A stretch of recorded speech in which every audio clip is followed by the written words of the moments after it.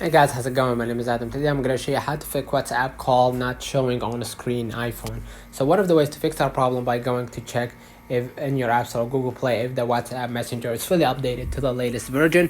If it doesn't, just go ahead and update the app to the latest version.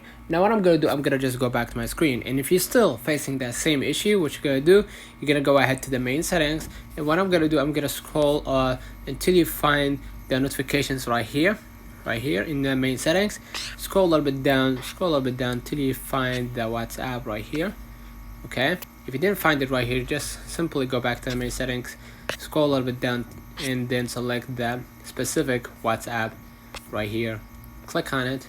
Basically, you're gonna see in the notification section, make sure that you allow the notifications. In the banner style right here, you're gonna see the lock screen, notification centers, and the banners right here. And you're gonna see banner style, temporary, persistent, and I prefer that you keep it persistent so you can see it. And lock screen appearance, here it says show previous when unlocked. When you unlock the screen with your facial recognition or touch ID or passcode, you're gonna be able to see the content within the message. And here it says notification grouping, make sure that you keep it on automatic. That should fix your problem. So let me know in the comments if this video helped you. Don't forget to like and subscribe, turn on the notification bell to receive every video we upload. Thank you for watching. See you in the next one.